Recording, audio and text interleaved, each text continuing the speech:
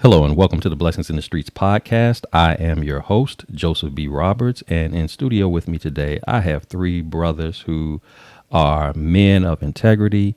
These brothers are fathers. These men have high character, and they just have a powerful story that they each would like to share with our audience today. They've taken some time out of their schedules to do that and to be with us, so I definitely appreciate that.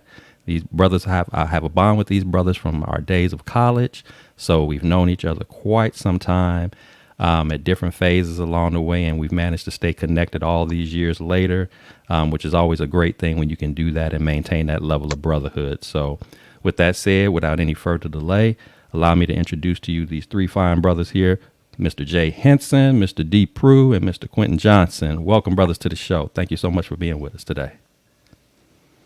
Yeah, thanks, Joe. Good to be here. Yeah, Absolutely. appreciate you having us, Joe. Absolutely, absolutely. So before we jump into the specifics of our show for today, I do want to give each of you an opportunity to share a little bit about yourselves in terms of where you're from, what you do, and anything else that you'd like to let our audience know about yourself. So I'm gonna start with you, Jay. Tell them a little bit about who Jay Henson is. Okay. Again, hello to my brothers. My name is Jay Henson, Senior. I would say that I'm from Racine and Kenosha. I claim both. My father lived in Kenosha, Wisconsin. My mother lived in Racine, Wisconsin. I grew up between both areas. Most of my schooling was in Kenosha. What I currently do is I work in social service. I work with adults who are either elderly, physically, or mentally disabled. Just kind of going into their homes, making sure that they have any equipment, services set up in the community, any workers to come in to help them. And I've been doing that in some way, shape, or form for the past 25 years or so, I would say.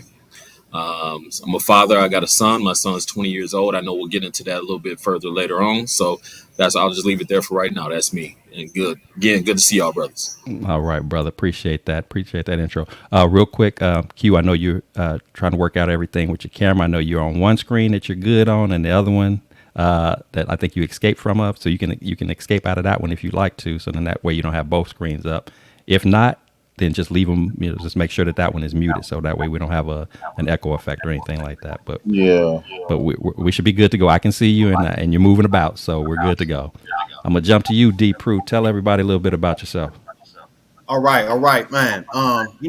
Joe, I just want to say thank you for having me on the show, man. I've been excited, to get on here, and so it's a blessing, man. So thank you, man. My real name is Deontay.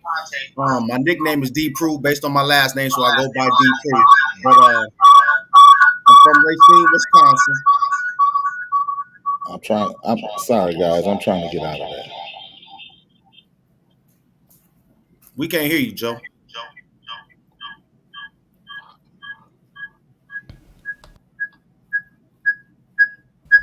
All right, I'm sorry about that. I was just trying to make sure. I know Q, you're still working on your sound effect. Go ahead and make sure your mic is muted until you get squared away. As a matter of fact, I think I got you.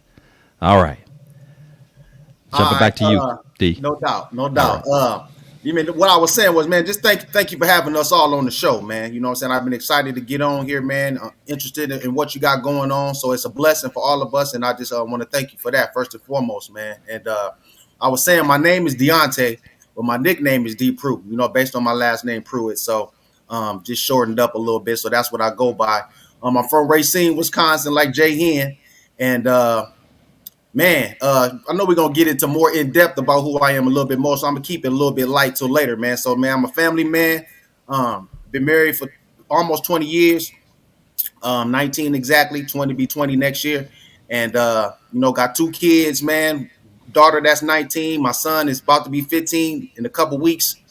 So that's my pride and joy, along with my wife, and just being a family man is real enriching, man. And I've been working with kids for ever, you know what I'm saying, ever since I, graduated from college. I've been working with kids in the youth detention centers, Boys and Girls Club, with mentoring positives with our boy Will. And now I'm in the school district. I've been in the school district for this my 12th year right now. So I'm in the middle school capacity right now. So yeah, man, that's in short, that's what I am. And I'm also a coach too, man. So, I love sports and love to, teach the game of life through the game of sports. You know what I'm saying? So in a nutshell, that's who D Prue is, brother. All right, appreciate that, man, and I love to hear that. And you and I both have similarities with the marriage thing. I've been married 19 years as well, so it'll be 20 for me next year. So I didn't know that, So we kind of we got some more commonalities going on there. So, all right, my brother, and of course we're gonna switch it over to Q or Quentin. If you would share with everybody a little bit about yourself, my brother. Yeah, kind of similar to the guys before. I'm from that same area of Wisconsin, Racine, Wisconsin, born and raised. Um, had a great time there growing up. Kind of a little bit about myself here. I'm actually where I am.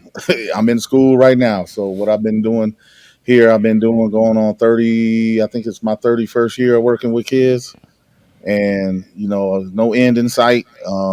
Because of the 5 and 7 year old I got, so I got to keep working, which I'm happy about, anyways. And we'll get into that as well.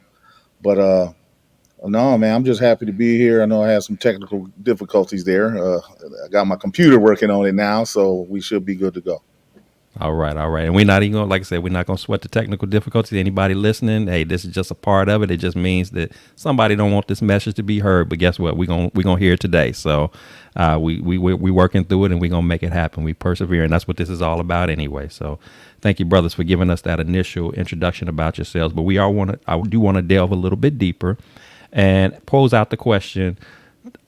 I know you all are from the same areas, so you may, while you may, although be from the same areas, you may have all had different different experiences, as well as some experiences that are about the same. So I don't want to take lightly what your individual experiences might be. So I'm gonna throw it back to you, Jay, and ask you. Tell us what it was like for you growing up, fond memories that you have about your childhood growing up, as well as any specific challenges that you may that may come to mind that you had to deal with in the process of your upbringing. Kind of give people a little bit of taste of that life in Wisconsin that they may not be familiar with. All right. What comes in mind to me immediately is family for me, Joe. Honestly, because like the guys could tell you, they're very familiar with growing up where we grew up. I had family pretty much every other block on the south side of Racine. And we grew up together. Like my cousins, we grew up more as like brothers and sisters than cousins. And everyone was at Big Mama's house usually, or one of the uncle's house, and we played ball in the backyard or football over Stephen Bull. It just whatever was going on. That was kind of my experience growing up. Um, and it's just a lot of fond memories. I know, unfortunately, I don't think a lot of these kids get the type of upbringing that I had, is what I'll say. I speak about my younger generation, even cousins that I have now. Like, they didn't grow up together because, families have moved and it's just not the same dynamic anymore. So it's unfortunate that they miss out on that, because we were such a close knit group. So that's kind of my Racine side of the situation. And my dad's in Kenosha. I didn't have as many family as far as blood family, but I still remember those same experiences. Going to the park. With my friends in the neighborhood. You know, wherever house we at, you can get you a plate. If it's time for dinner, hey, Mr. Henson, is it fine that Jay comes over and eat? Yep, absolutely, or vice versa. So it was that type of thing. It just was really community. And those are really kind of my memories. When you ask about hardships, I don't really have anything to add, because when you grow up, I think I could probably somewhat speak to us as a whole. You don't know any different because everybody comes from the same pot of people. You know what I mean? So yeah, you might have a little bit more bread than what Joe got, but if Joe got bread, you got bread, and vice versa. So it was never anything that I could necessarily feel of like a hardship growing up.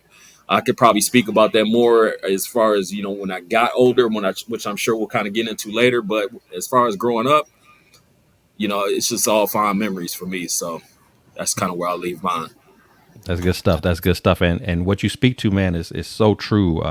about that community effect and the family bond, like whether it was people that were blood related to you or just the people in the neighborhood and the things that we used to be able to do and hanging out and just enjoying the, just playing outside. And you just don't see kids do that anymore. And like you said, even if you were, from a household that was struggling financially or anything of the like, it didn't feel like that because, again, it goes back to the family effect. Everybody was being taken care of in some fashion or form. So, like I said, we were all eating. We were all being watched out for. Somebody was always checking in on you, that kind of thing. So I totally agree with you. We don't, our younger people and even some of our own kids, they don't get to experience that the same way that we got to experience it, something that used to be free flowing for us to do is now, almost a danger situation. Like I can't let my kid outside and truth also, we didn't have the social media impact and the cell phones and all of that. So they don't even have the same interest in running the street. We would go mad not being able to get out the house. We didn't care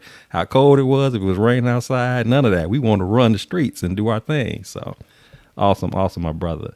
I'm gonna jump to you, D. Tell us again, what was it like for you? What do you recall about growing up and fond memories? And of course, if there was any challenges or anything like that you want to share as well, you're free to do that. But just kind of give us your take on it. Okay, no doubt. Man, Jay, you definitely brought up some memories, man. So I'm gonna just start with the streets, man, that I was from, man. So Midtown, man, Racine, you know what I'm saying? South Memorial Drive, Linden Ave, you know what I'm saying? Grand Avenue, Villa Street. You feel me? Them the 4 streets that I grew up on coming up, man. And vividly what I remember, man, like Jay said, extended family. We was always over at my grandpa's house. All of those, the first 2 streets I named was my grandma and grandpa crib. You know what I'm saying? So we was always there, family. My first cousin Vidal was like my brother. We was hanging out. We was outside from. We got our chores done. We outside all day to the streets. Like, come on, you know what I'm saying? So we playing football at 10th Street Park. We making our own, you know what I'm saying? Hoop, nailing it up to the street pole. You know what I'm saying? Hooping all day. Not coming in the crib. So I just remember that vividly, man. Just those good old days, man. It's just what make you, man. And also just you know, just I think the sports was just special because not only you playing games that you love to play, but just the connections you make from the brothers you playing with. You know what I'm saying? Like, and they lifelong connections, man. So that's one thing. And I also want to shout out, I grew up with my mom, single parent. You know what I'm saying? Dad was in and out, but not really. But just shout out to my mom because she's young mother. You know what I'm saying? She had me when she was 16. So as I said before, my grandma and grandpa was kind of like the ones that, my mom was there, but she was still getting herself together. So, my grandpa was like my dad, you know what I'm saying? And my uncle Steve. So they got me in football in 2nd grade and, what I'm saying, hoop a little bit later, start hooping with WAP and stuff like that, man. So, just those memories out in the forefront. And also I want to just say, what kind of, make D prove who he is my dad was able to be in my life where he was able to had me go to a private school, man. So I went to like a private school from like 1st grade to like 7th grade.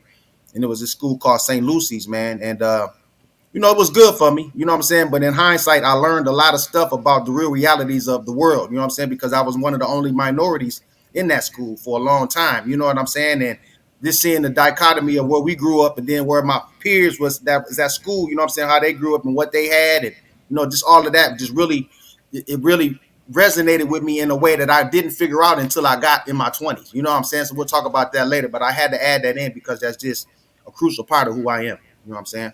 That's awesome. That's awesome. And of course, shout out to the single moms out there because I too grew up in single mom. Had me at 19, and like you said, and I love you incorporate about the grandparent effect. My grandmother lived with us, and so that was the second mom. And just just the lessons learned and the discipline and all the other stuff that goes along with that. And even when you shared about the makeshift basketball hoops, I remember friends being in neighborhoods where that's exactly what it was like, whether it was milk crates or whatever, or just the backboard didn't even have a rim with no net on it, that kind of stuff. So, yeah, those are, you all are already are triggering up the memories of things that, I personally experienced or observed. And, of course, growing up in Chicago, we're neighboring states, Midwest up in here. So, we know what that life is like. I'm going to jump to you, Q. Same question, man. What do you recall about upbringing coming up and, fond memories, any challenges that may have come along with that? Just kind of share your perspective on it.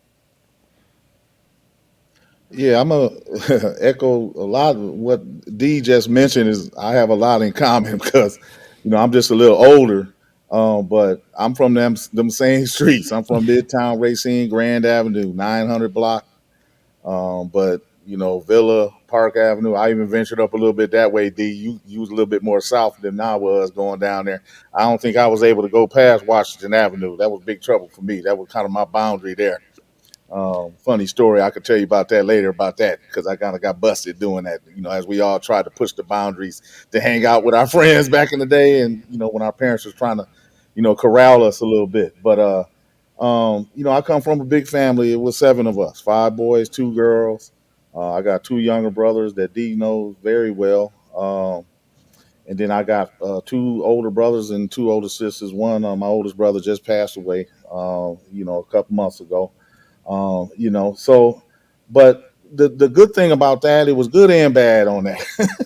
To where with my dad drove bus, so he was a charter bus driver. So if he took a group to the Rocky Mountains per se, that means he was gone with that group. He was gone for weeks at a time. And then my mother worked second shift, so that means when I came home from school on most days, my brothers and sisters were in charge. So at times they would kind of like, really be strict on us. But then at times when they didn't want nothing to do with us because they had their fun going on, they ain't watch us at all. So that was kind of the greatest time to where we could stay out a little bit later and do all that stuff. But that was like everybody in our neighborhood. So that was a real fun part to where not do anything bad, but we was mischievous at times because that was just fun to do. But like you guys said about the social media and we didn't have the phones and all that stuff, we had to do stuff outside because it just wasn't much to do in the house. Who wanted to be in the house? We wanted to be with and the sports is a big part of it, but we were playing other games too that was just stupid, like Roundup and ding dong ditch, ring the doorbell and run, and all that stuff, which I think at the end of the day, the people in the neighborhood, it might have annoyed them, but I'm sure they probably did the same thing when they was younger. Um, but I will say, with my dad and mom working as hard as they did to support all of us, because you can imagine, I remember going to the grocery store and seeing them bills, man. Even back then, they was in the hundreds of dollars. I can imagine what that would be prorated today to have seven kids in the house. You know, moved us to the outskirts per se, to Georgetown, to where after all the good friends I met growing up in Midtown, it was hard for me to leave. I used to ride my bike all the way back over to play with my friends, but moving out, actually things happen for a reason, and I think that's what my life is. I'm following this road that somebody put out for me, whether I'm spiritual or believe that a higher power is doing it. I'm following it, and it's taking me through highs and lows. But that right there, my parents moving me out there led me to meet two people that was very influential in my life. One is his name was Kenny Price, and the other one was Jerry Overstreet. So we talking about 10, 11 years old, life changing move that kind of shaped my life, and and I mean shape their lives as well. We always talk about that. So the sports, yes, that was big time. He been D mentioned Coach Watt. He had us, in '82. I think D might have played about 4 or 5 years after us, something like that. But we had the same coaches. I remember going to the Franklin Center, which is now, I don't know what the name of it is now. It was George Bray after that. But we didn't even have basketball hoops in that place, but we used to go in there and find something to play.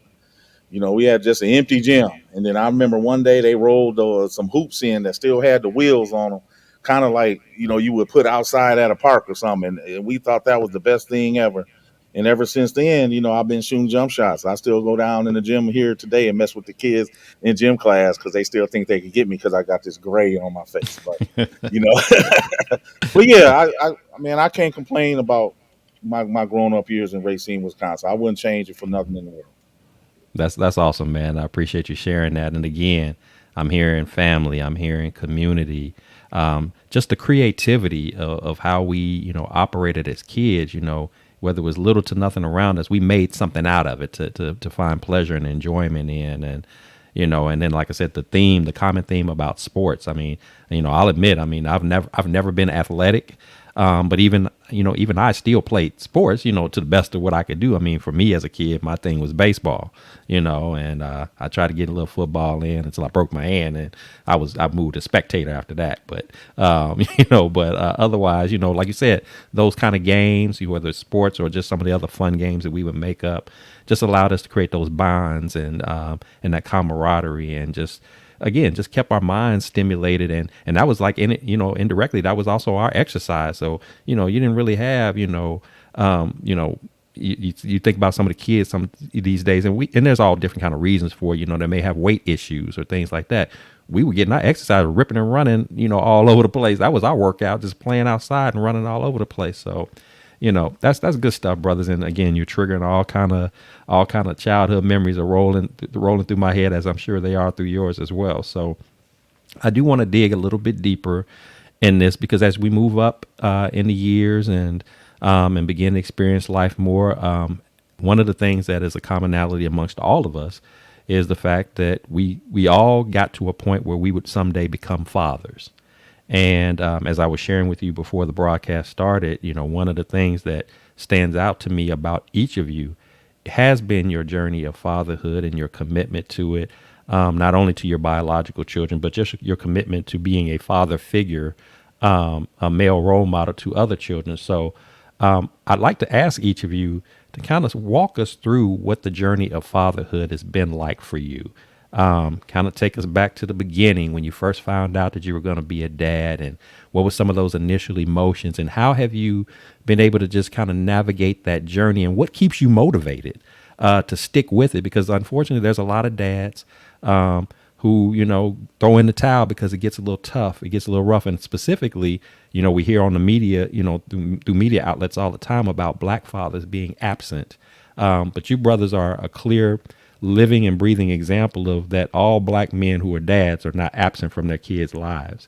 And I think it's important to tell that story whenever we have an opportunity to do so. You all are college educated, you work hard, and you take care of your family and your kids, and you're committed to their growth, you're committed to their development, and we need to tell those stories. So I'm gonna jump to you, Jay, and start with you. You have your son, Jay Jr. Man, I mean, just the pictures alone speaks volumes. Anybody who's had a chance to see them, but just kind of walk us through what that journey has been like to see that loving bond that you have with your son. Man, is just truly special, and I admire it in you as a man and as a father. I mean, mad respect for you in that regard. But just kind of walk us through that journey of what that fatherhood experience has been like for you. Man, first and foremost, Joe, I appreciate that. I appreciate the words, bro. I really do. Second, before I jump in, I want to also say that that's one of the things I respect about our crew. And when I say our crew, you all know who I'm speaking of. Is that we all stand up men. We all fathers. There's not a what they like to say, quote unquote, deadbeat in the group. Not a one. And so I always like to acknowledge that. So with that being said, to jump into your question, um, my journey with finding out I was being a father was shocking at first, because his mother was someone I was just dating. Let's just be honest. Like, I'm not going to get into trying to throw anyone on the bus on anything like that, because what happened has happened. But my son is the best thing that's ever happened in my life. I think you all can attest to that. So a little shocked at first, for sure. But after it set in, it was like, okay, here we go. I feel like, since we're specifically talking about fathers, and I don't want to take my mother out of the mix because she was a huge part of my life also, but we're talking about fatherhood. And I feel like my father was exemplary as far as being an example of what it is to be a father, to raise three young men, because I have two younger brothers. And the only thing that I've tried to do in any time raising JJ was just be a reflection of everything my father was to me. And if I could be, a half of that, I think it would be more than enough. So really, my thing was just always just trying to be there for him. Not so much trying to be a friend, because my dad wasn't trying to be our friend. I didn't cuss in front of my daddy until he passed. He passed. I was 28 years old when he passed. I never cussed in front of him, at him, never rose my voice at him, you know, anything like that. Like, so I very much come from an old school lineage of how to raise children. And I try to raise my son that same way. Like, it's all about, being, honorable. Yes, you can have a point of view. Yes, we can talk through some things, but you're not going to be disrespectful. And I'm not going to try to be your friend. So at different times, that's caused us to bump heads. And, I think are we getting into that now? We're going to talk about that in a little bit. You can share that. Go Okay. ahead. So if I'm going into my toughest time, would be like my son in his junior year. Um, there was some stuff going on the other side of the fence. I'm just going to leave it at that. And it caused a wedge between my son and I. So much so to whereas, he wasn't coming to my house for about a year at that time. But if I could give anybody any advice about those hard times, I mean, I think us being as young men, when you get to that age 15, 16, 17-ish, you start smelling yourself a little bit, thinking you know better than your parents. Maybe one parent allow you to do something that the other parent won't. So, you kind of try to manipulate that situation. But the thing I did, I just showed up, Joe. I just showed up. My son had AAU in Iowa. I'm in Iowa. He had AAU in Atlanta. I'm in Atlanta. He might come over long enough to say hi to me. And that was it. That's as much as I would see him up for the weekend. So there was no, hey, let's go out and get something to eat. It was like, nah. And I dealt with that for a year. And that was probably one of the hardest years of my life, in all honesty. You all know how close I am to my son. So that was a very difficult year. But things came full circle because when you're being fed necessarily, or you're thinking things that aren't necessarily true about this man that has raised you, you can't stand on it. And so it come back full circle, and then our relationship is where it is now. Like, it's where it has always been. So I would just always say, just show up. Don't quit because of the fact that the mom's giving you a hard time. If you two aren't together, she's giving you a hard time. I'm not saying that's what happened in my situation. I'm just saying in general. Don't I've seen too many brothers just, oh, she's giving me a hard time, so throw their hands up and just move around. Well, no, I'm not going to go to court because men don't get treated right in court. Those type things. Like, I've heard it all, and I know everybody's situation is different, so I'm not going to say what other people should do. I'm just saying that I've been in those courtrooms. I had full custody of my son. That was allowed by the court. It was granted to me by the court. So you can't tell me what the court's going to do if you haven't gone into court. You can't tell me what you're not going to do because of what the mom's doing, because I've been there at some particular points too where maybe it was a little difficult, but you got to keep pushing through, because ultimately every child needs their father in their life. They need their mother too, but we're talking about fatherhood, and we're just as important. So I know I went a little long there, but that's what I'll say. No, you good, man. You good, and I appreciate your transparency. I appreciate you just sharing that layer of what fatherhood has been for you. And as you stated, you know, children need their dads in their lives, and sons they need. There's certain things about being a son and having that bond with his father. Like I said, even if you had those moments of bumping heads, I mean, that's going to happen, you know. But dad is still dad, and for your son to see that you are committed and all in for him, that has to mean the world to him. And I don't know how much of that he's personally shared with you in terms of what it's meant to him. But even if he never says anything, he it has to mean something to him. Those are memories that he will cherish for many, many years to come, that he'll be able to share with his own kids someday. Just about, hey, my dad was there. He was at my games, and he was never too busy for me. You know, things of that nature. Like you said, and for anybody gets a chance to listen to this episode, you need to know. I mean, you know, Jay's son is, Jay Jr. He's a ball player. He's had to travel all over the place, and Jay is traveling all over with him. However, hook or crook, however he got to get there, he getting there, catching flights, driving in the cars, doing what he's got to do, making sacrifices, taking time away from work to just be, if nothing more, just to be that support. And like you said, if I don't get a chance to see him that much or speak to him that much during the time because he's playing ball and he's doing his thing, just knowing that my dad is there cheering me on and supporting me, man, is everything, man. And I just totally respect that. And I want to celebrate that in advance. You know I that, appreciate it. hey, men, black men in particular, we do step in and step up Yeah. in our kids' lives. They do exist, and this is just one of many voices that you're going to hear about that tonight. We got three brothers like that today, but it's not Joe, just three. if I could add one more thing, just real quick, I Absolutely, absolutely. apologize No, because you when you were good? saying that, I'll be remiss if I did not add this, and I apologize, brothers. DQ, I apologize, just real quick. My son is biracial. His mother's white. Um, I only say that because of the fact that we're talking about fathers, but then we also specifically talking about black fathers.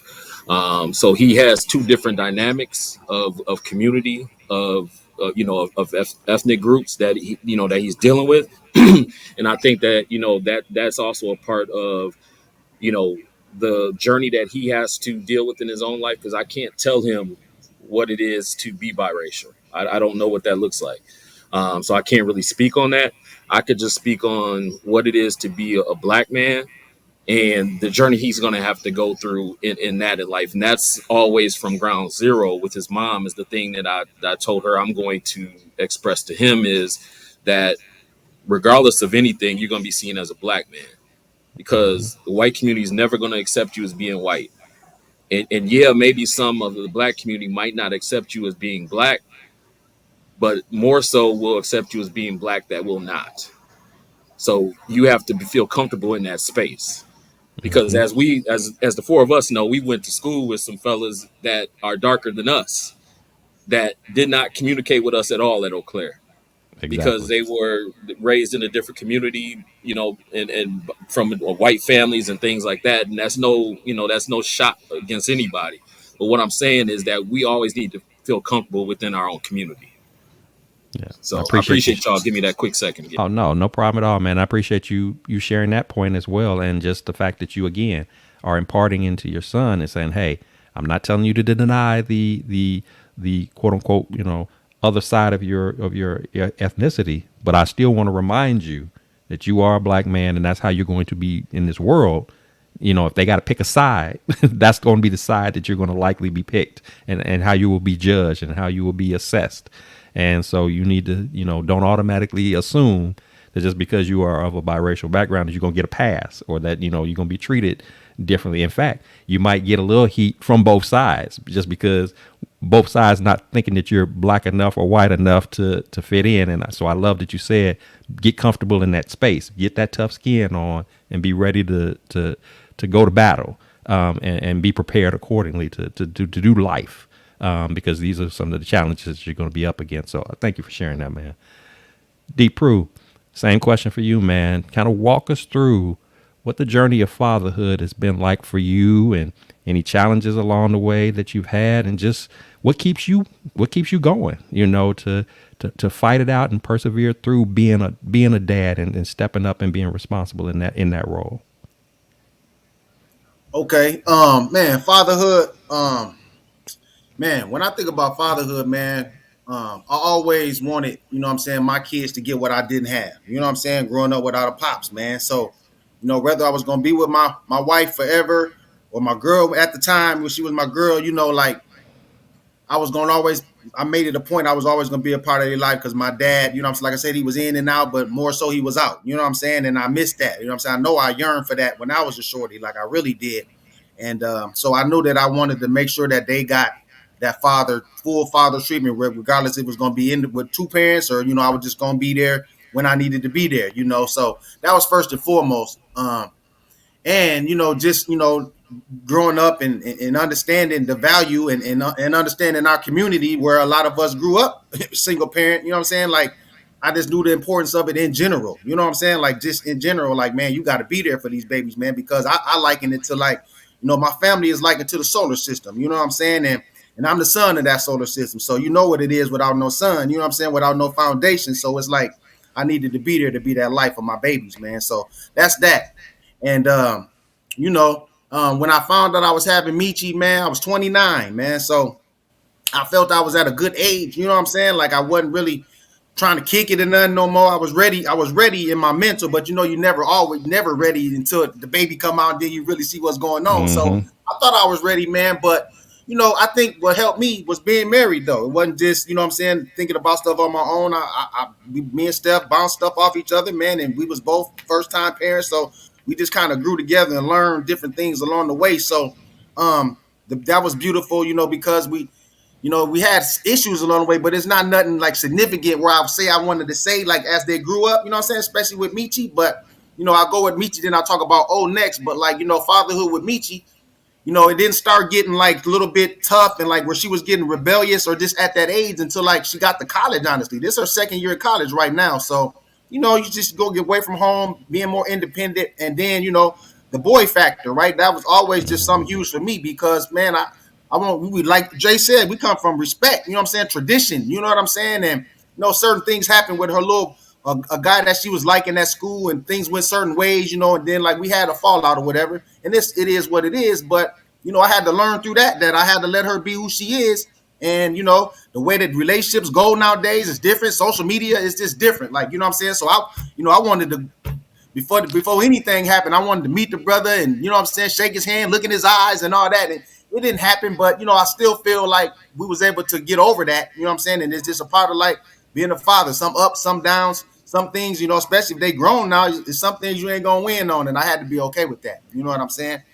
And then with my son, man, bro, like, I was so happy when I found out I was having a son, you know what I'm saying? So I was like, I could be done now. I got a daughter, you know what I'm saying? I got a son. So I was super happy, man. And, man, I just wanted him another thing, like to just have a father to tell him things that I wish my daddy would have been able to run to tell me, man, when I was a shorty, man. Like just all of the tricks of the trade, good and bad, man. Like the wisdom, you know what I'm saying? Peer group, all of that, man. So I was like, I'm gonna be there for my son so he can know the ropes, man, and not be out here confused and have a real direction, man. So I was so happy when Origin was born, man. And you know, just with him, the same thing, man. Me and my wife, we've been good. You know what I'm saying? We use sports like we a sports family. So that keeps us going and thriving. I coached my daughter all the way up. She was 5 years old, all the way up to high school. And I didn't coach all that much, but I train them, you know what I'm saying? So we always together. So we just use that as a family thing, man. That's our family time.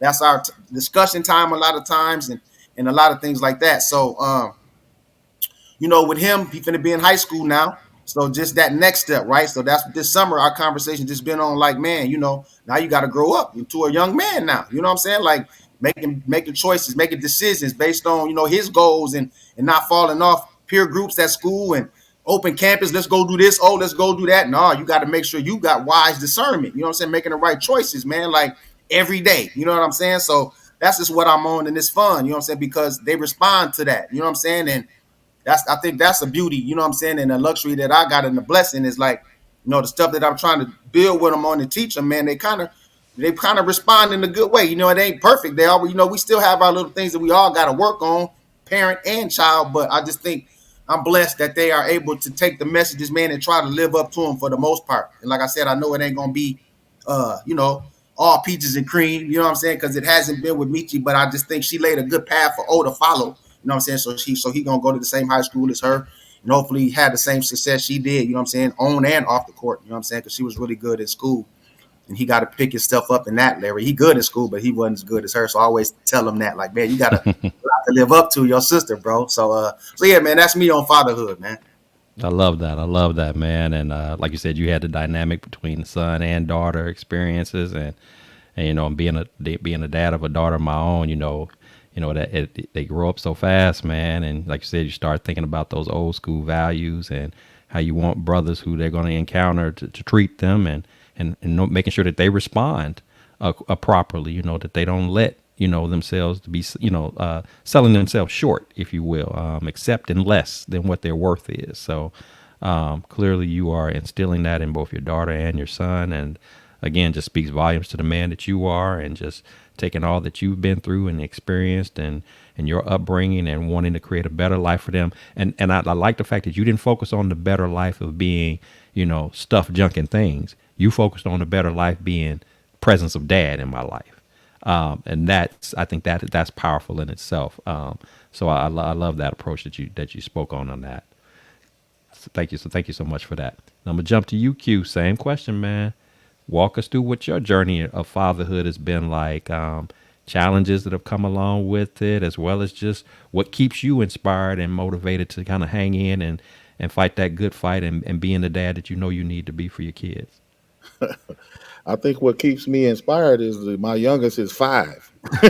you know, but I just want to touch on something that Jay was talking about, and with his son being biracial, and I could kind of speak on that, me being biracial myself, and obviously that's going to make my kids biracial automatically.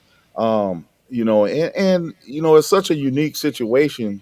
Being, I think they're all different growing up. For me, I can't really speak upon a lot of things of being someone from both races, just because of uniqueness of my mother and father's situation.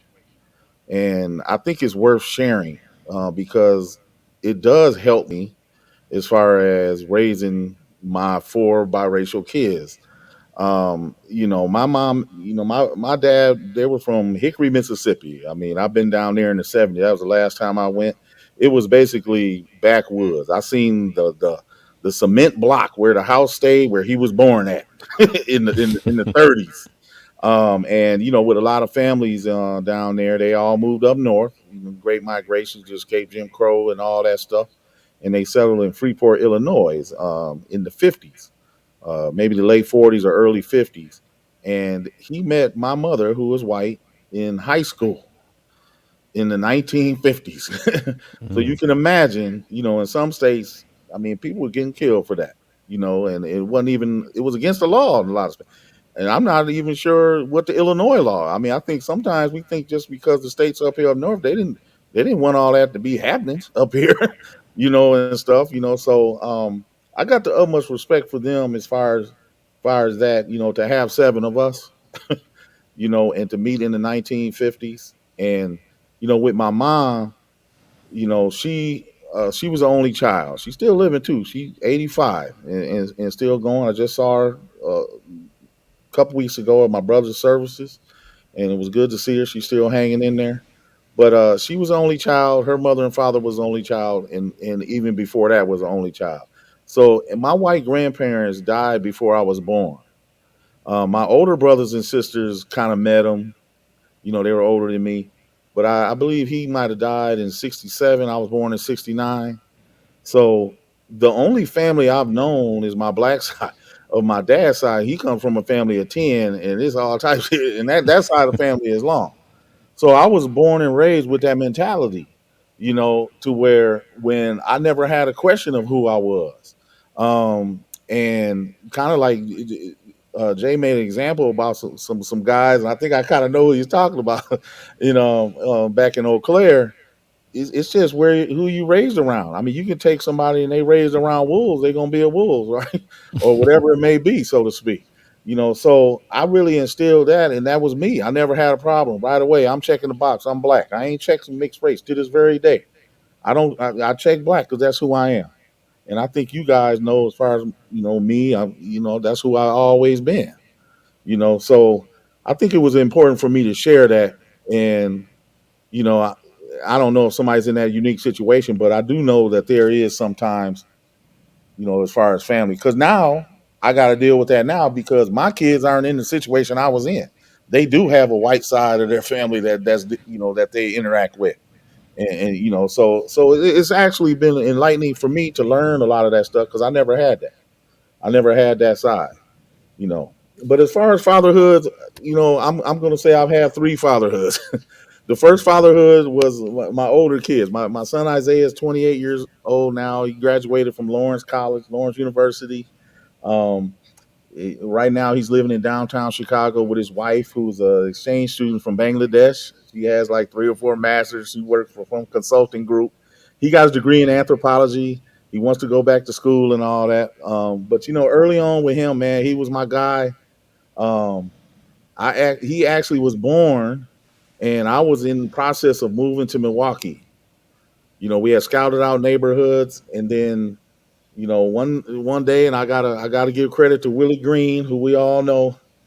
We were playing basketball outside. at the Towers courts on the upper campus of the university, and we still wanted to play. Usually we be going down to pregame and do all our stuff to get ready to go out, or whatever that entails. But he was like, "Man, I still want to play some more.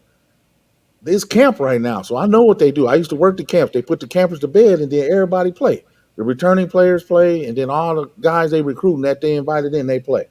So we went over there, and I just got extra hype. Keep in mind, we only ran the court outside for like 2.5 hours or so, and we were playing games up to 7. We just brought our team in, and actually, and you guys will get a kick out of this. Another one of our friends in our crew was playing with it, and that's Mike Etheridge, and we all know Mike was better known for his music than his basketball skill, but he still would get out there and do his thing. And I really just, for lack of better terms, I showed my ass, man. I wasn't missing. Will was throwing me alley oops, and I'm not a dunker. Everybody know I shoot, man. That's my thing. But I catch you slipping, especially back then. If I needed to. And I was going to get a drink of water because the coach was so mad at his players that they would allow somebody to come in there and do that. And he asked me if I had eligibility, and I was like, I should. And I had a decision to make because my son had just been born. Because I was ready. I was working at the Eau Claire Academy, which is, pretty much everybody did in Eau Claire. It's a juvenile treatment facility for, mostly disturbed kids or whatever you want to call them. But I had no intentions at that time of going to school. I was basically going to do the old fashioned way. Back in J&D, you guys know this, all the factories that used to be around Racine, Case, Johnson Wax, American Motors that was in Kenosha. A lot of my friends' parents were working there, and to me, they were considered well off. They were able to retire at their job. They had more stuff than I did. So I was thinking that I was going to have to do that, and then that derailed everything. That one decision of Will saying, "Let's go play basketball over there," gave me the motivation. Like, man, even though I use basketball, I mean, I could have went back to school without the basketball. I was non-traditional at that time. I was 25 years old. So I was, but it gave me that extra push. And I think because I knew I could do it, it made me decide to just put that on pause and do it this way. And my son was able to be around for all of that journey. He ended up playing in the national championship at 30 years old at Eau Claire, and then, my daughter Ella, who's 20, came, 8 years after him. And, for me and their mom, we tried our hardest. We tried our hardest to make it work, to the point to where we knew that we weren't getting along, to where my son was getting too old, and it was more detrimental. And I admire people that want to fight for the last um, air, that they have coming out their breath to keep that family together intact. But I also didn't want it to be detrimental. And if anything, me and her, we botched how, she moving away. I'm staying. I was thinking I was going that way. If I would ever move out of Eau Claire, which I eventually did, I thought maybe I'd come down because they moved and settled in Janesville, where her mother lived in Lake Geneva, and I got family down in southeastern Wisconsin. But fate didn't take it that way. To where later on, I ended up meeting my wife, April, at the academy, and you talking about opposites. There's a 15-year age gap with us, and at that time, I was like, I don't really know, girl. Do you really understand what kind of baggage I got? And I was upfront and honest with that, and and it clicked for some reason to the point to where I was like, you know what? I mean, we friends, and we grew on each other. Now, it did help that she didn't like kids and didn't want to have them at the time. So I was like, okay. But that all changed, of course, 10 years later, or so to speak. Yeah, maybe about 10 years when all her college friends started having kids. She said, okay, I think I'm ready. I said, you do realize we could have did this a long time ago. And I was having, lunch with the dean of students here that I work with. We formed a behavior team here at Jefferson High School. And I was talking about my 5-year-old son Clay. When he graduates college, Mm. I'm going to be 71 years old. And I was like, you know what? I don't feel it. I don't feel that I'm close to that. Of course, that's on the top end.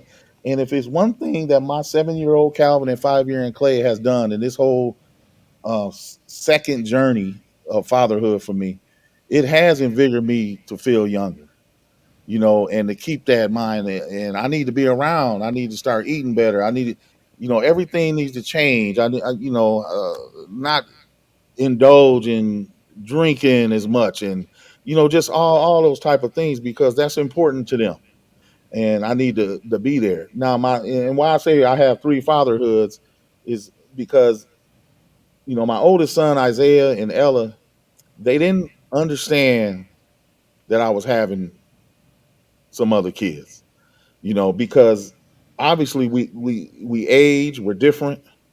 I'm so different than I was when I was a father to them, and sometimes I feel guilty of that, and I know they felt it, and it kind of estranged me with them a little bit, to where it was awkward when we were together, because they didn't want to like the situation I was in, because I didn't make that situation work with their mom.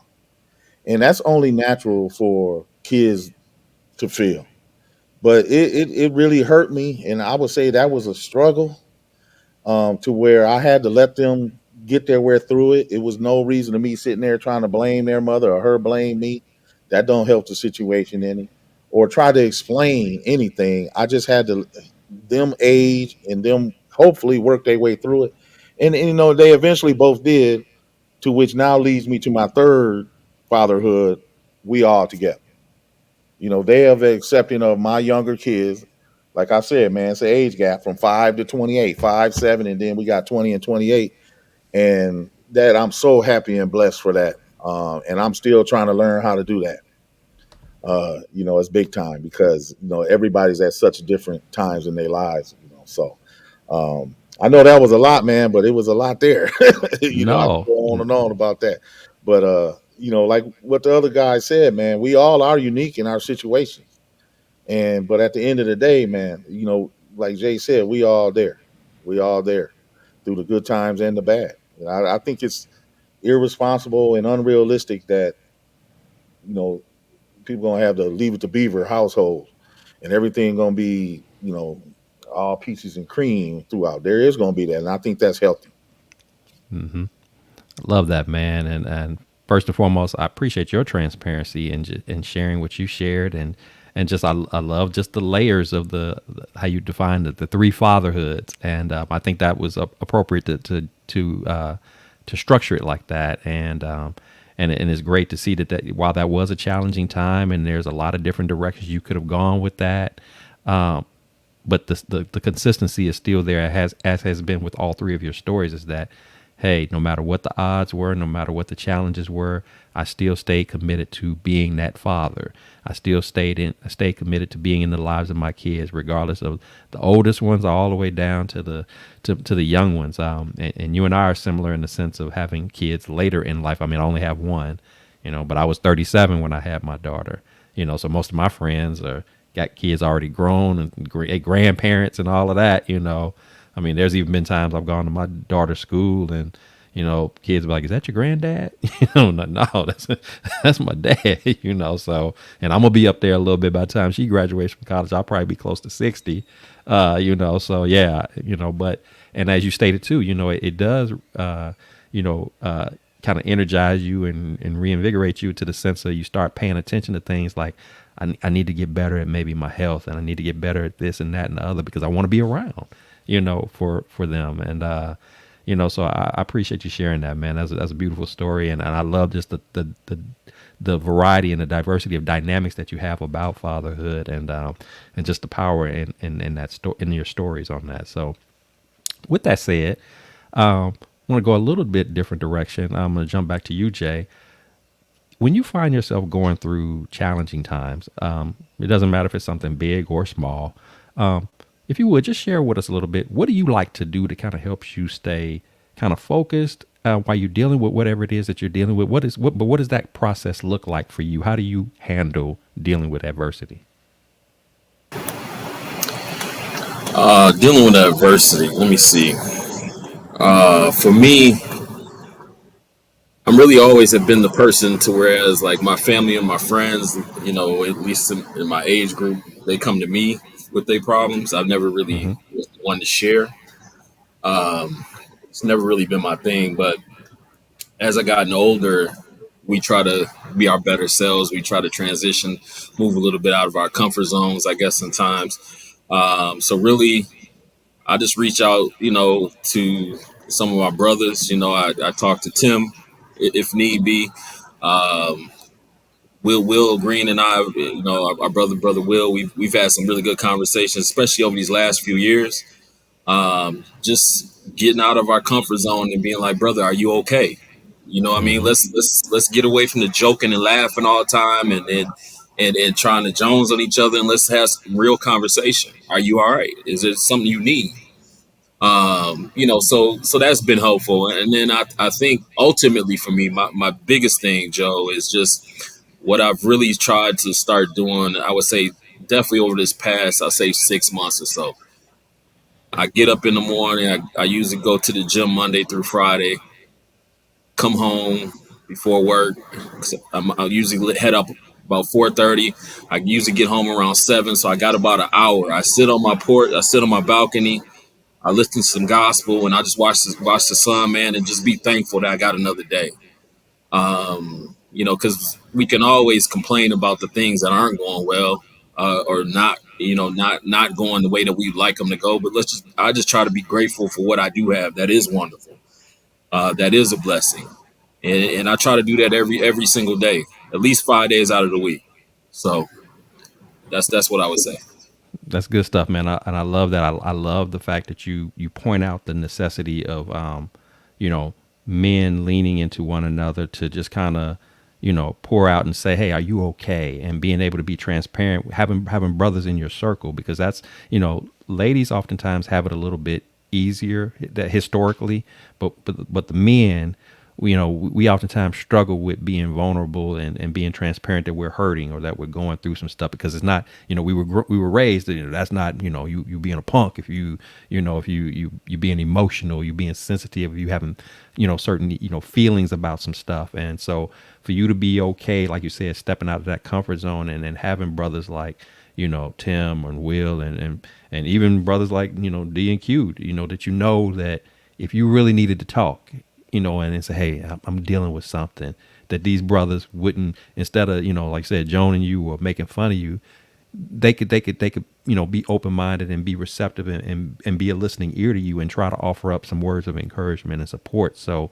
we need more of that male camaraderie, and of course in our circle that we have, of college brothers, we still have that. So that's a beautiful thing to know that you have access to something like that, and that you're getting more and more comfortable, and not staying in that zone where I just want to hold it in, because that's what ends up hurting us more than anything. We keep those emotions and those feelings in.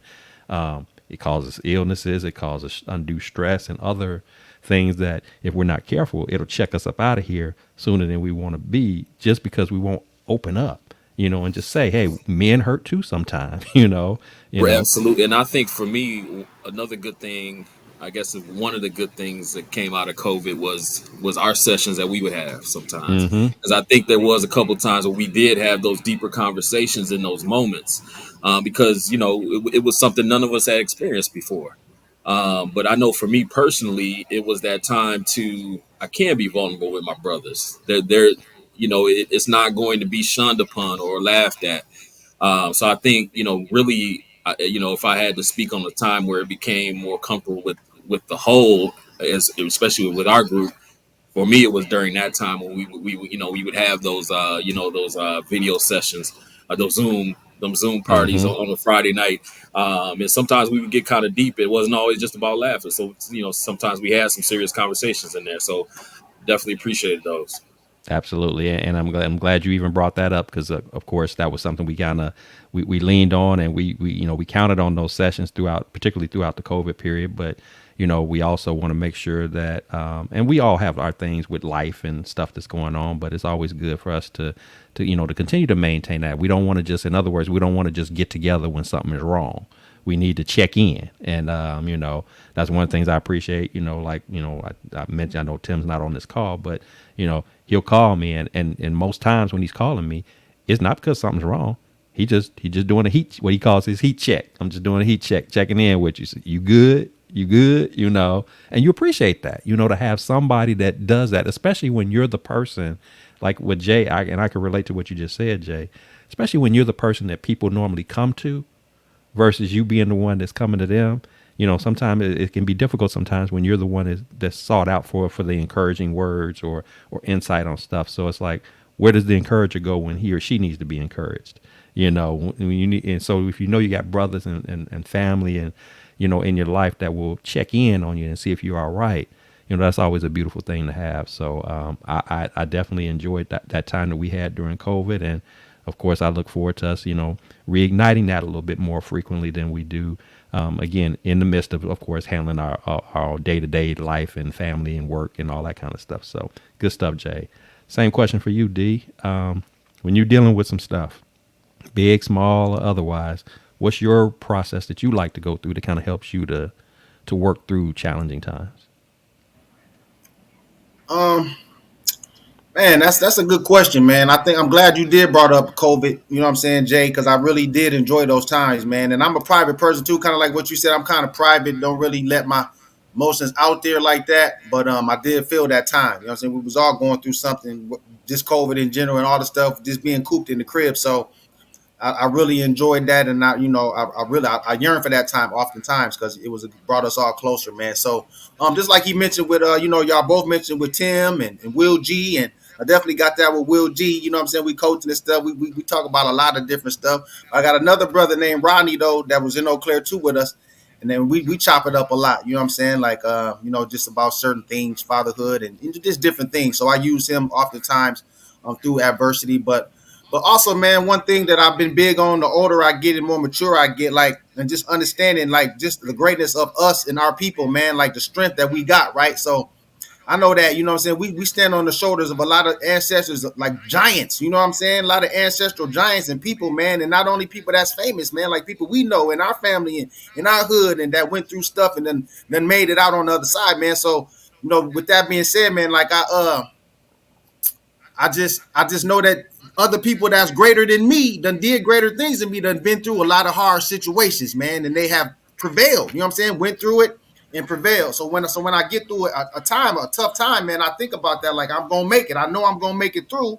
And a wise man always told me that, you know what I'm saying? Oftentimes you go through hell to make things right. You know what I'm saying? It's love, hell, right. You know what I'm saying? So like, when I'm going through a time, it's always tough.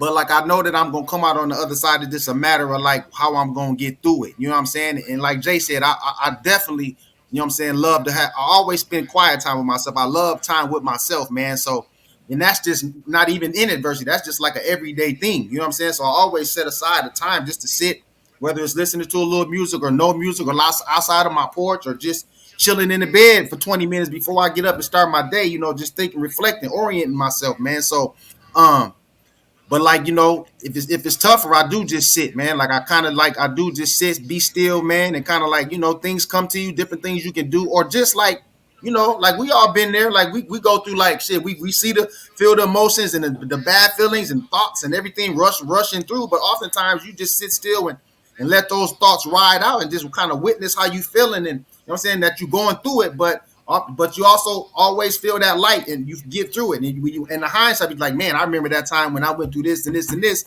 But you seen like, your process. And then, as you go through different things that come up, you can kind of, use that again, you know what I'm saying, to get through different situations, man. So that's kind of how I deal, man. Friends, you know what I'm saying, experiences, and that and knowing that we great people, man. So we go through hardship. That's what we do. We survivors, you know what I'm saying? And I take that as a sense of pride, man, so that I know that I'm gonna get through things, and then I do it, like I said, my little unique way. It's like I was just mentioning, just being by myself, man, and getting in touch with my spirit, man. So that's how I do it. Love that, my brother. Same question for you, Q. How do you handle when you're dealing with difficult, challenging times? What's your process that you like to go through that kind of helps you to do so with a level head and work through that thing? What that looks like for you? Yeah. Well, I think coming to terms, by now I'll be in a couple weeks here. I'll be 54, and coming to terms that you're gonna be uncomfortable quite a bit in life. I mean, and I embraced it by that's not a bad thing anymore. Because I think if you're too comfortable, then you don't progress and you kind of stay where you are. So when things arise, kind of like D was saying, you gotta get with it. And I know that's easier said than done because a lot of people aren't wired like that. But I think somehow along the way of my 54 years is I got programmed to finally get to that point. Now that's not to say that I don't sit here and don't let anything bother me because that's not the truth. But from coaching back, like playing basketball and coaching basketball, if anything that has taught me, and I always say this, you hear coaches, baseball is the greatest sport. Football is the greatest team sport. I really do believe basketball is the greatest sport for life because there's so many ups and downs in a basketball game, ebbs and flows, that I always tell my kids, never get too high, never get too low. Now you can go up there. So if there's a line right here, boom, somebody's hot. We win one at the buzzer. Yeah, you go, yeah, let's go, let's go. But get back down. You broke. You're not making it. You're turning the ball over. I'm yelling at you. Yeah, you can get sorry for yourself, but guess what? Get back up here.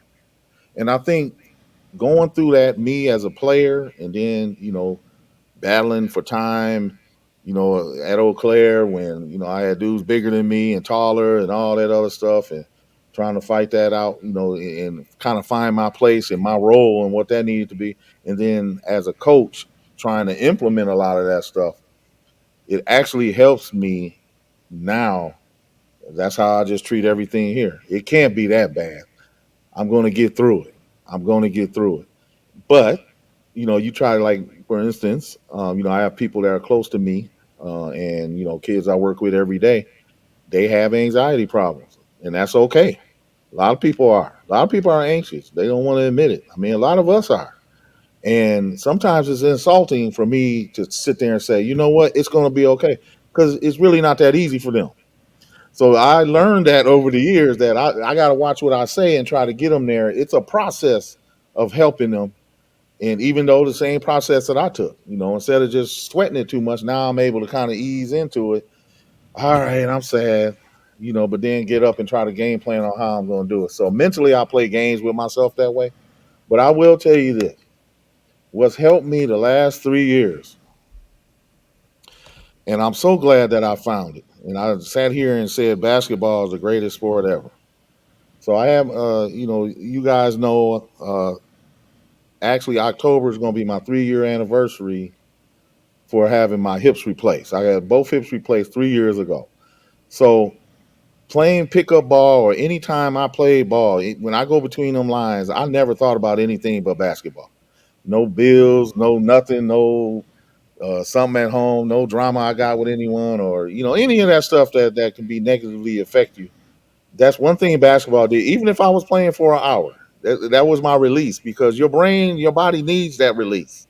And in the meantime, you're getting physical activity out of it. So now, obviously I can't do that because, I have some implants in there and I want them to stick around because playing basketball is how I got them in the first place. But I have found the game of golf. And I know I might have talked to a couple, Jay, I might have talked to you when we were in Eau Claire about it. I actually, check this out, man. I went, we went out Friday night. I don't think we got to sleep until late because, we're back in the old college town. So, yeah, we stayed up pretty late that night. I went and played golf at 7 o'clock in the morning. That morning with me and one of my other guys, Roscoe Jamero Ain, because he's picked up golf too. And when you're out there, I mean, it's so peaceful. And when you play 18 holes, it's 4.5 hours, and you're out there with a group of guys that you're comfortable with, and you fellowshipping. And you know what we doing? We doing exactly what we doing in this podcast. You know, out there, and I ain't good. Don't let's not get it twisted. I'm not good, but I'm competitive, so I want to get better. So that's feeding that right there. Since I can't play ball no more, but I'm trying to get better. And but I'm saying it's some of the guys. We got a group of guys that we go out, and a lot of them are actually retired and a little bit older than I am, and what I found is that there's a black golfers association group now that I'm in, of fellowshipping with people all over the country that play golf, man. And I can't say it enough of what it's done for me.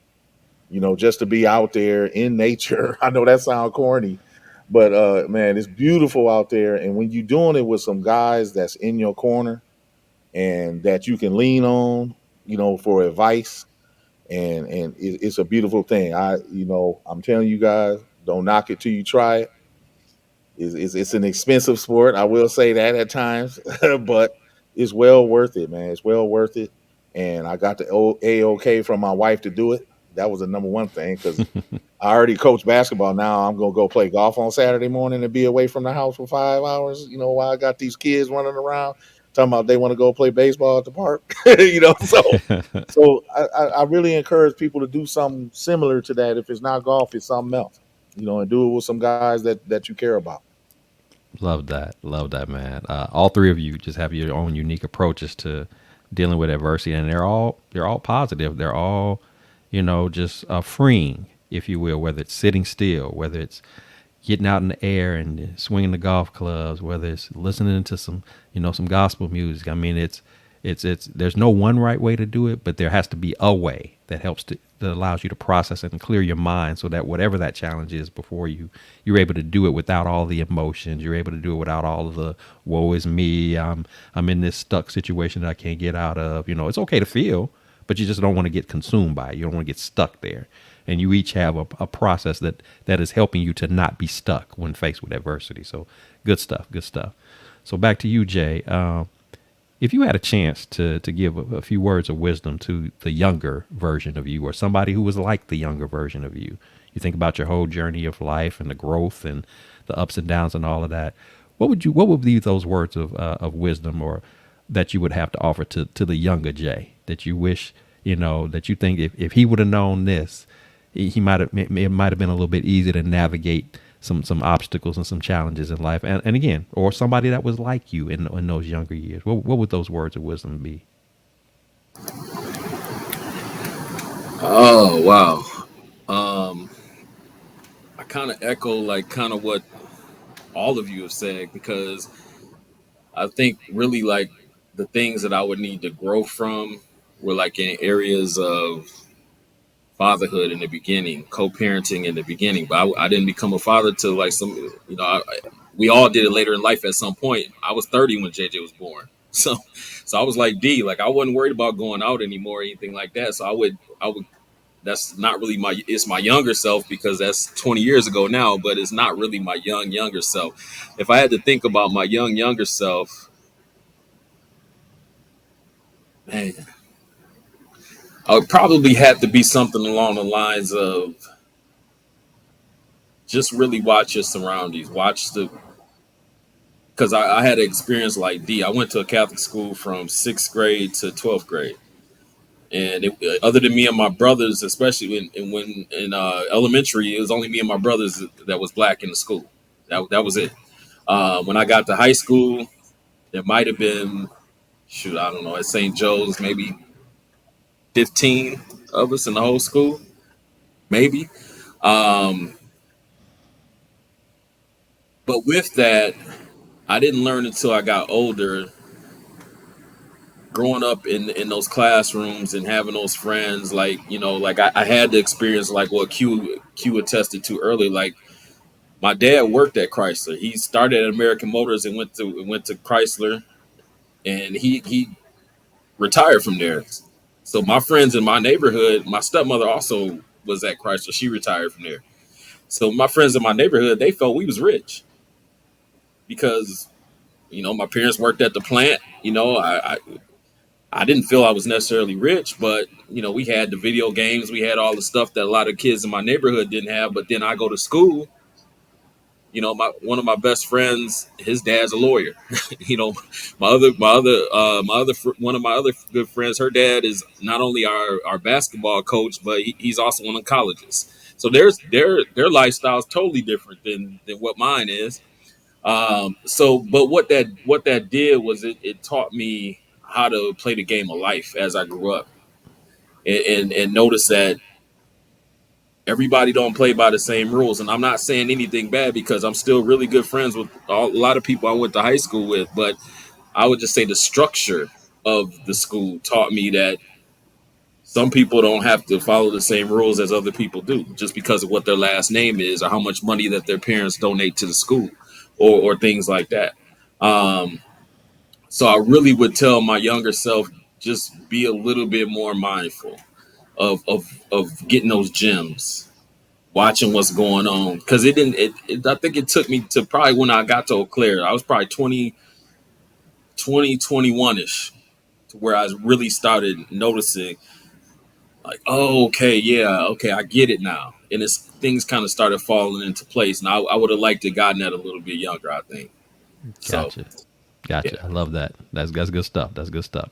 Same question for you, D. If you could talk to the younger D. Prue, what would be the words of wisdom that you would have to offer that you think he could have benefited from, or somebody that was like you when you were younger in terms of your way of thinking about life and how to navigate challenges and whatnot? What would you say? Man, um, I think the main thing that I would say, especially, maybe not necessarily the younger Prue, but like somebody that came up like us, you know what I'm saying? Just a little, words of wisdom and stuff, man. I think the first thing would be to know yourself, get to know, yourself. Knowledge of yourself is so important, man. From the basics to like, where you come from, who your people are, you know what I'm saying? Go back as far as that, as far as you can, you know what I'm saying? Get your family history, but also the history of the black man in America. You know what I'm saying? Like, all of the stuff that we had to go through, you know what I'm saying? So you can kind of see where you fit in right now. You know what I'm saying? Because all of that stuff that happened is still affecting us, what's happening right now. So I would say get an understanding of that, man. Like kind of how Jay and I journey, you know what I'm saying? We went to the private school, so we seen the other side of the game where, the inequalities and the lack of resources and all that. So you kind of can understand which way you need to move and also understand your place, man. So that's one thing that I definitely would say, man. Like, knowing yourself, knowing your history and your broader history, not just your nuclear family and your history, but the black man, the journey, man. Like understanding the history is so important, man, because if not, then you won't have a lot of direction, unless you just got, what I'm saying, had a lot of blessings and had people that kind of, help you along the way. But if you don't, that's so important, man. And also just you know, love, man. I think the message for me would be love too. You know what I'm saying? Like a lot of us, man, brothers, like we kind of taught indirectly, like to like hate ourselves, first of all, inferiority, you know what I'm saying? All of the messages sometimes we get growing up and stuff like that, even from some of our own, man. So I would say, like, fight through all of that, man, and love yourself. First of all, take care of yourself and then love your brothers, man. Even brothers you don't know, sisters, everybody, you know what I'm saying? And not even necessarily your own race, other people, other good people too, man. Love them, man. Like, and what I learned too, like, love is an emotion. It's a strong emotion, but at the highest level, it's just understanding. So when you love somebody, you try to understand them, man, and let them be who they truly are, man. So I would say love people, man, like be who they are, man, and be there for people, man. And then last but not least, man, is um, like ain't nobody perfect, right? Ain't nobody perfect. We all know we human, man. But also I think a lot of our excellence and stuff and it can be like I don't know, and our greatness and our talent can be hidden because we don't strive for like I wouldn't say perfection, but just to be your best self every single day you step out here. You know what I'm saying? Like I believe in that, man. Like be your best self, man. Like it's gonna be certain days where you can't do it, right? You just it's a lot going on. You're going through stuff, and you just the day get a better part of you, man. But when you reflect on that, you know what I'm saying, come back the next time, you know what I'm saying, and then as you do that more often than not, you're gonna be your best self on any given day, you know what I'm saying, rather than like succumbing to all of these pressures that the black male go through, man. So that's what I would say. That's awesome. I feel that, man. That's very, very powerful stuff. Very powerful. Same question to you, Q. You get a chance to talk to the younger version of you or somebody that maybe went through some similar circumstances as you did. What would be those nuggets of wisdom that you would drop to that younger self that you think would be helpful in being more impactful and capable of navigating the challenges of life? Yeah, well, that's just a tough one, because it's just the journeys ain't none of them the same, man. Kind of Hmm. like we all got a different fingerprint, And I refuse, because we get these questions all the time. Like it's almost like, what would you do differently? What would you change? And I just refuse to go there because I think that kind of hinders what you're doing now and what the future could be. And kind of like the movie from the '80s, Back to the Future, to where when he went back into the future, his parents had to meet each other, otherwise he wouldn't have been born. So when Mm-hmm. he got back there, she started liking him. So, and all that other stuff, and in the little picture, they were fading away. So I really believe I did what I had to do. I think I followed that path, and even though it took me in dark places, because if I would change anything, go back in hindsight, I wouldn't. I might not know you guys. My kids might not be born. I might not be sitting right here in this school right now at 7:23. You know what I mean? So that's a tricky one that I know. It's easy for people to think about those things, but I really try not to, because it's not like I feel I did all the right things, because obviously you make big time mistakes and you regret them, but then you picked yourself up. So I think that journey of doing that is okay to come to terms with. It's all right, and it helps you. It's like, you know what? Because how many times have you done something? You be like, you hit yourself on the head. Man, I'm stupid. That's okay. I think that's what it's all about. But if I was talking to people, which I do on a yearly basis, we got to talk. It's my 16th year here, so this will be my 16th senior class that we pushing out of here, and they lean on us for that advice. And kind of my job is partly that. I have a whole room in here to where they could come and talk, and we can chop it up about things like that. And I got, I'm blessed to have a principal here in a school district that allows me to kind of do my thing as far as that. And I would just say follow your instincts, and don't overthink things. Mm-hmm. Once you start doing that, so many different common ideas come in, and next thing you know, you overanalyze and stuff, and you're not at your best. You're gonna pick the wrong thing, and nobody's 100%. But if you just follow your instincts, do your homework, as far as your research, kind of like what D was saying, find out who you are, where you fit, and all that stuff. I think it's like going to the free throw line. And I know I keep using these basketball analogies, but if I could shoot 80, 90% from the free throw line, I'll be happy with that. I think we all will. If I can make decisions 80 to 90% right all the time, I think I'll be okay with that. But just understand that means 10 to 20% you're going to make wrong choices and wrong decisions. Absolutely, absolutely, and I love your approach to it, because it's like, I'm not saying I wish the things that I went through, good, bad, or otherwise, were changed, or that they didn't happen, But I love that your end point of it was, basically just don't overthink it. You just follow your instincts and roll with it. If there was going to be anything that, and I would even apply that to myself, is there going to be anything differently that I would do, not so much as to eliminate all that I went through, but just don't overthink it. Just roll with the flow of it. If you fall down, you get back up. If it worked well, as you used the analogy earlier, don't stay too high up there, to where bring it back down. And if you have a low moment, okay, have your moment, but get back up. Don't stay down there. So it's all about the journey. And I think that's so key for you to point that out. So good stuff, brother. So before I let you go, and I appreciate you taking the time out to be with us. We're getting ready to wrap it up here. I do want to, of course, have an opportunity to celebrate you, affirm you, love on you, acknowledge you. So if you have anything that you'd like to share, and I'll start back with you, Jay, anything exciting that's going on, anything you got that you're working on, any good news that you'd like to share, please do this at this time, so we can know what lies ahead for you, any big news or any big happenings that you got going on. All right. Again, appreciate the time and being able to fellowship with y'all brothers. But in regards to, I don't really have anything going on. Like we talked about prior to jumping on here, Joe. It's just day in day out at this point. Just kind of just working and hanging out. Hanging out as I can. In regards to, since we're talking about fatherhood, in regards to JJ, his quick little summary on his journey. I know, some of you already know this, but, he had a basketball scholarship to go to school down in Kentucky. The coach, unfortunately, ended up getting fired a week before we were supposed to drop him off. And then he had an opportunity to go to junior college just because we are trying to jump on something at the last minute. A couple schools wanted him. We got him there. He stayed for maybe a month. And then he's like, Dad, my heart ain't ending no more. I don't want to play ball. Um, So of course, being a dad that's watched the journey, at first it was a little bit of a personal letdown, but at the end of the day, it's his journey. It's not my journey. He's always stood fast on the fact that he wanted to do law enforcement. That's always been his thing. Again, something else that I kind of tried to talk him out of, but he's held fast on that since he's 10 years old. His journey is to change the view of our community towards law enforcement and change law enforcement's view of our community, um, and kind of mend that relationship on both sides of the fence.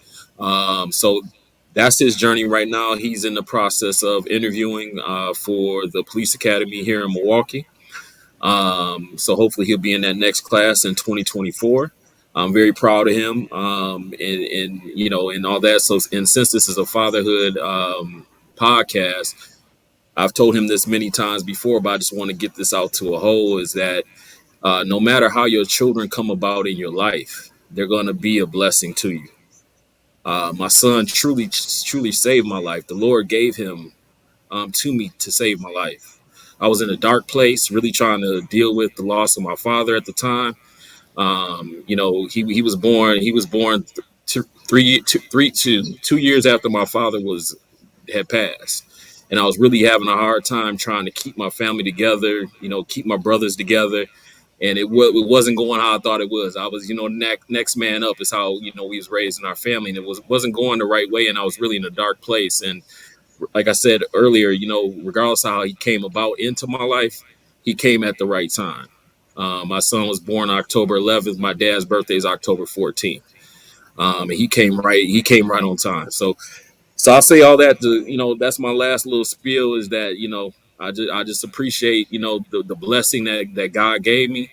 And, I've tried to do my best to be the father that he needs and deserves. So, That's yep. awesome, man, and job well done. And I know you started off saying, you wasn't sure what you had to celebrate. Man, you said a whole bunch to celebrate. You celebrating, yeah, we know the basketball was the thing for all of these years, but we could celebrate the fact that your son was man enough to say, you know what, this is the direction I want to go.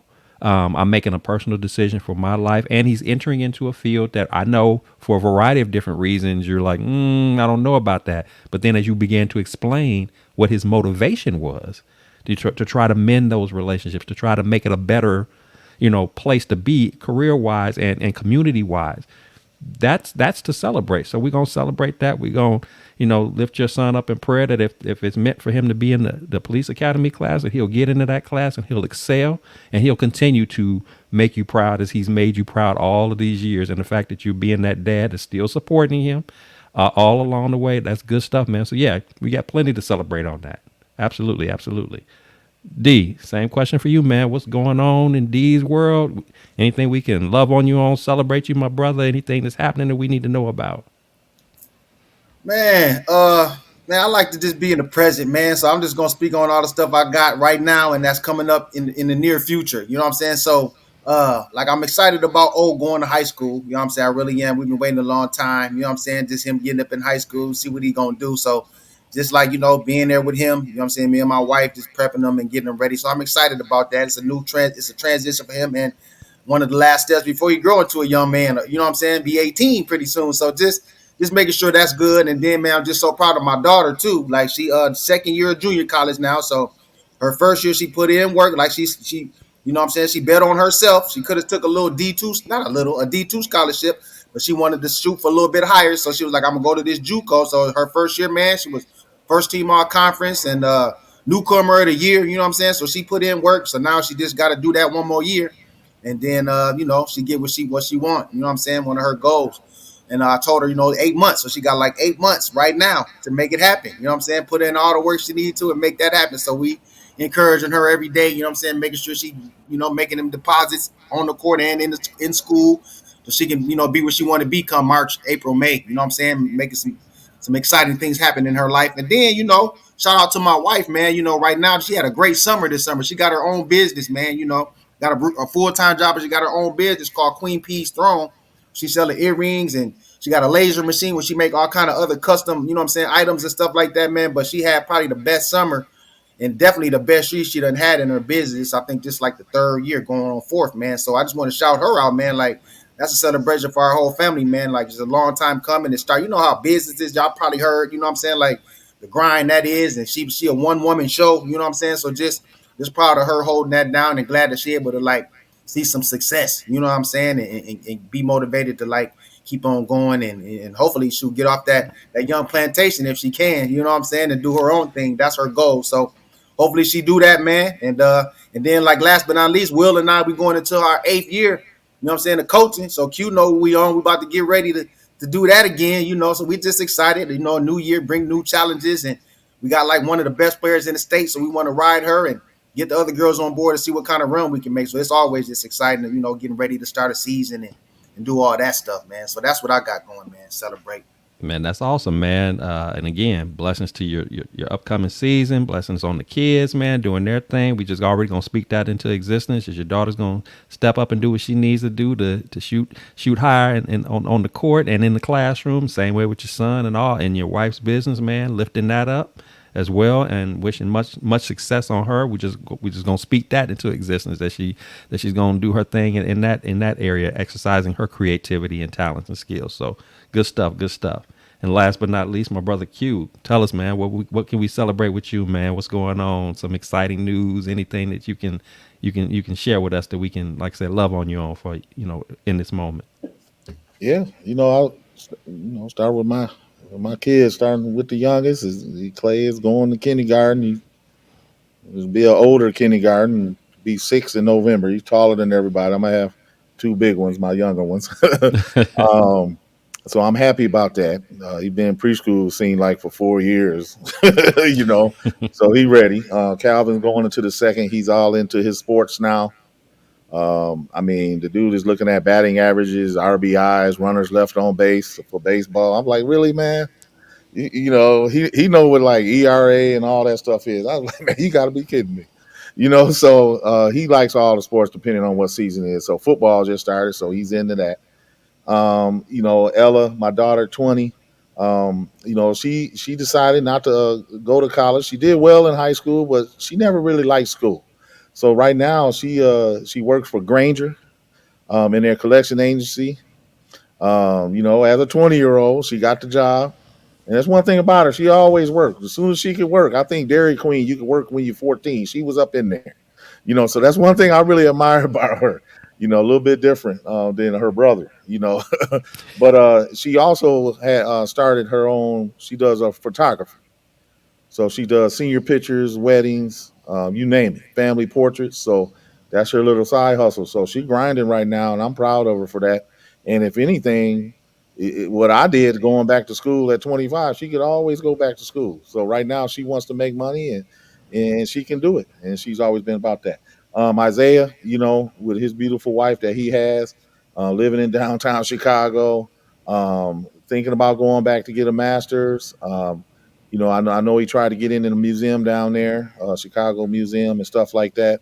So he's just still grinding away down there, trying to find what where he fits. And you can do that. I mean, and I'm all for it. I know there was a time to where maybe he thought I might have had some expectations on him, and maybe I learned how to like not go there on some things and just let him figure it out, because that's for damn sure what I did, because I sure wasn't listening to anybody. And I thought I knew everything. And, so, but, like on the basketball tip, this is my, overall, this is my 16th year coaching, my 12th as a head coach. I'm looking forward. I got a couple young girls, and, unlike what D and them, we could bring seventh and eighth graders up to the varsity level in Minnesota. I know that sounds crazy, but that's one of the things here. So I'm always excited this time of year. And but I would say before I go, and thanks a lot, Joe, for all this. It was fun. What I'm gonna celebrate the most is, and I know and this is special to you guys too. My Kansas City Chiefs play the NFC North, so we covered after them Bears. And D, Ah, don't like this, man. I'm going to Lambeau December 3rd, Sunday Night Football. I'm gonna be down there with my gear on. So, mm-mm-mm. I had to put that in there. Here So we I'm go. like, hey, I think the Packers gonna surprise people, and I know the Bears on the upcoming. Y'all got our old GM, so I like him, man. He's been making some good moves. But yeah, but we gotta have it. We trying to go back to back.